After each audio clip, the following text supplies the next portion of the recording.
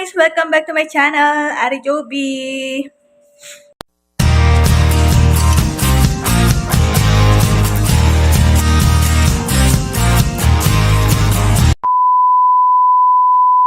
Ayan. So, ngayon guys, ang sakit-sakit ng ilong ko. Meron na naman tumubong anik-anik sa aking pagmumuka. Ayan, ang pangit tignan. Para tuloy akong bingot. Ngayon, namumula-mula siya. So, ngayon guys, gagawa tayo ng biscuit na parang cake, na parang graham bar. Basta yun na lang, mag-iimbento tayo ng dessert. Yun.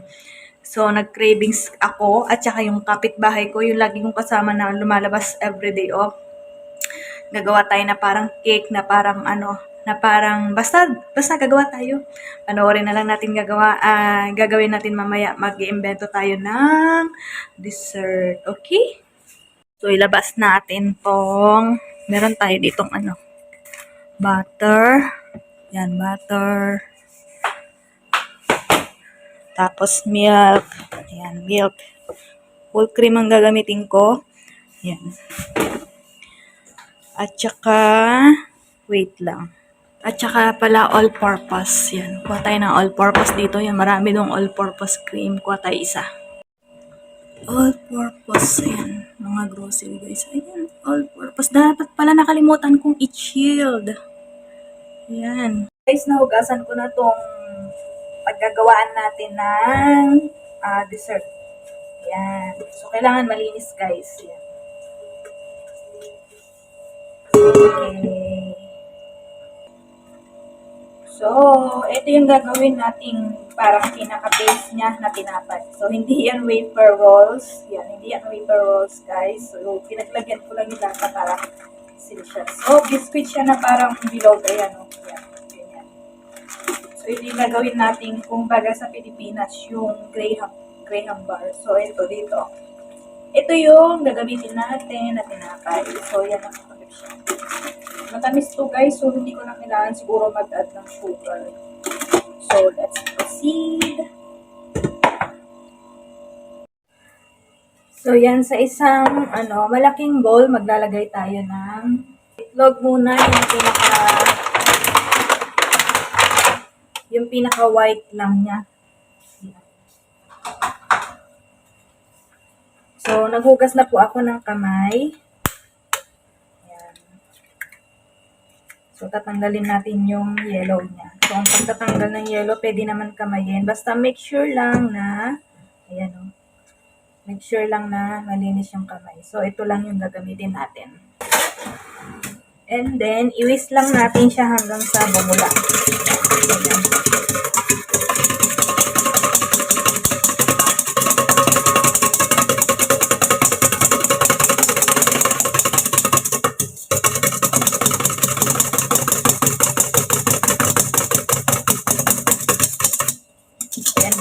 Double na yung kanya texture niya.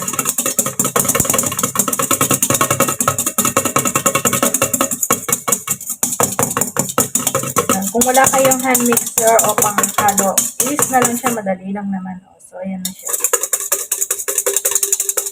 Kapag winish niyo pa ng winish yan, ano pa yan. And then, lagyan natin ng butter, guys. Yan. So, ito, invento ko lang guys ha. Wala akong sinunod na recipe. Mag-iimbento tayo guys. Tingnan natin kung ano yung kalalabasan ng invento natin. And then, meron tayong ditong all-purpose flour. Yan. Yan, medyo siya, chilled ng konti. Nakalimutan ko kasi overnight chilled. Pero okay na din to. Medyo siya. Medyo thicken. Yan. So, isang buo yung nilagay ko. Buti naman yung bigas ko dito sa bahay. Yan. Tapos, i-spray natin. So, yung butter may manigas. So, parang siyang ice cream natin sa ano. Yan. Rurugin natin yung butter. Tikman na natin ang lasa. Dami.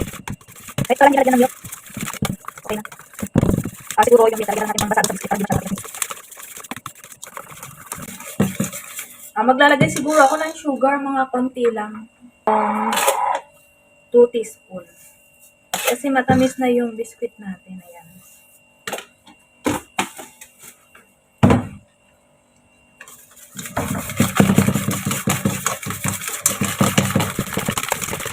lang sa mixer. Tama na lang natin ito. Yan, medyo makakala. Nakakamali na makakalo ito. Pagkamali natin natin. And then, hahaluan natin ng konting biscuit, guys.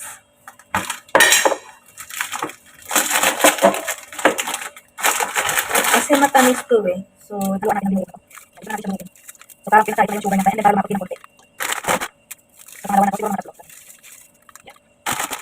So, itong recipe na to, ay invento ko lang sa akin sarili, guys. Yan, mag-ibig lang kami. And then, natin haluan ulit.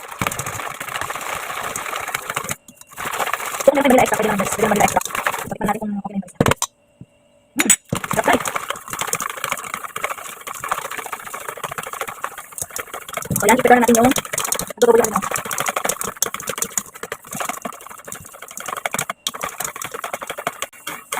Okay, handa na natin yung ano. So, malinis na tong ating tab. So, meron ako ditong isang square at isang rectangle. So, ito medyo, medyo malapad siya. Medyo malaki, ayan. Kasi ito yung maliit, ibibigay ko sa kapitbahay ko. Ayan, lagyan na natin siya ng biscuit. So, ang gagawin natin, yung biscuit, ididip natin sa ano, sa gatas para medyo malambot. So, ayan, maglagay tayo ng milk dyan. Ayan, konti lang muna. So, yung parang ginagawa nila sa Grahams. Ayan, nagugas naman na ako ng kamay, guys. Ayan.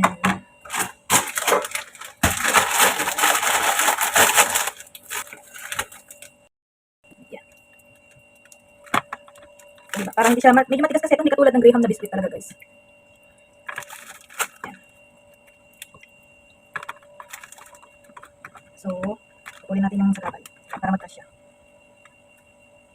Ayan, para hindi angat-angat. Eh, masyado naman malaki. Tapos yung mga space niya, guys, lalagyan natin ng ano. Puputukulan natin yung space niya para maganda siya pag nabuo. Ayan. Yan, lagyan natin pati yung mga sulok. Press natin ng konti. Ayan. Tapos dito naman, sa kabila. Yan. Tignan natin kung titigas siya, guys. I hope tumigas. Uy, hindi ka siya ang ano, kilahati lang. Yan. So, kailangan natin maghati. Hindi ka siya.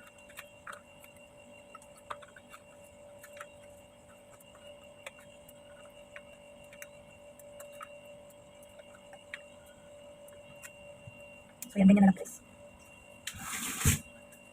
Yan, guys, magugas na naman ako ng kamay. And then, saka tayo mag-i-scoop ng winis natin kanina. So, medyo malabnaw siya, guys.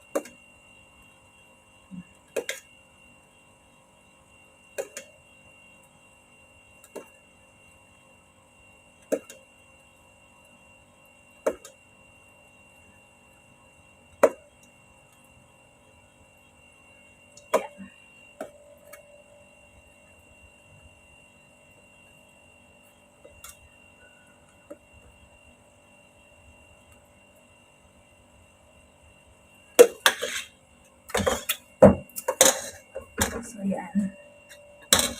Lagyan pa natin ito.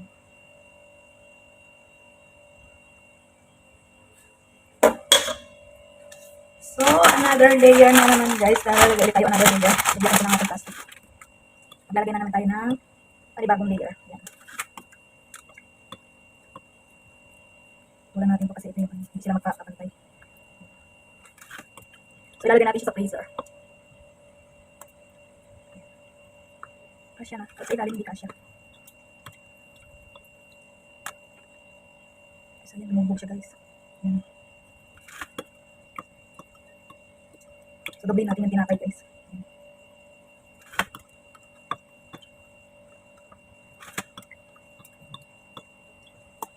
So, discard nyo na yun, guys, kung paano nyo gagawin siya.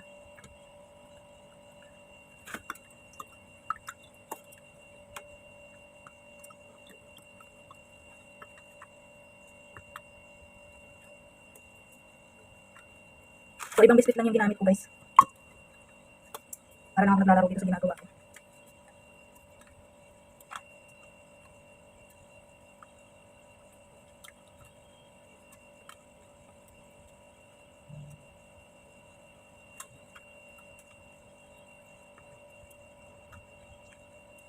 Yan, guys. Yan. Tapos, maglalagay ulit natin ng ano.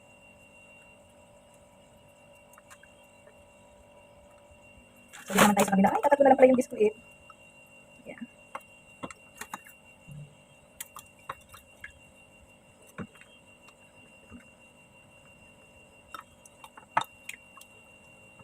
So, yan. Okay na. And then, maglalagay ulit tayo ng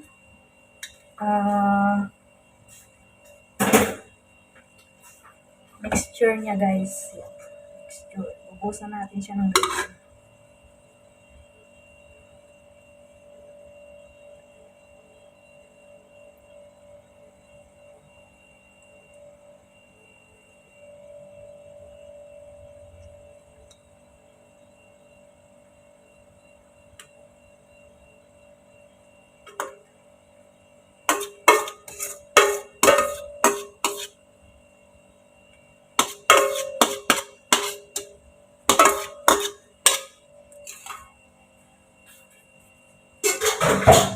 Meron tayong banana dito. Since wala tayong mango, banana ilagay natin. So, yan, may bulok tinanggal ko. So, yan. Ay, lumubog. Yan.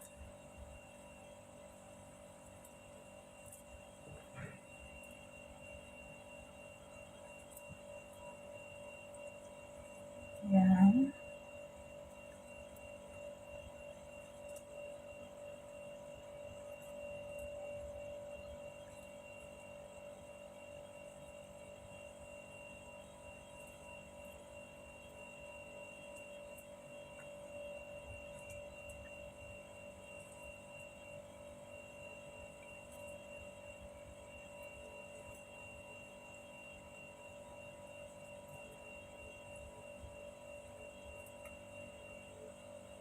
So, yan. So, meron ako ditong Milo. Milo, guys.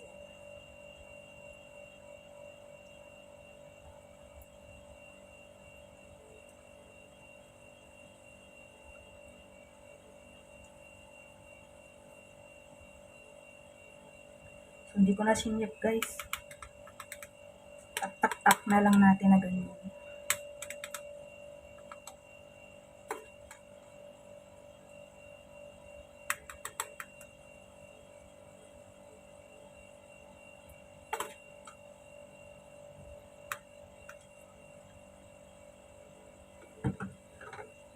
Makapit kasi sa kutsara.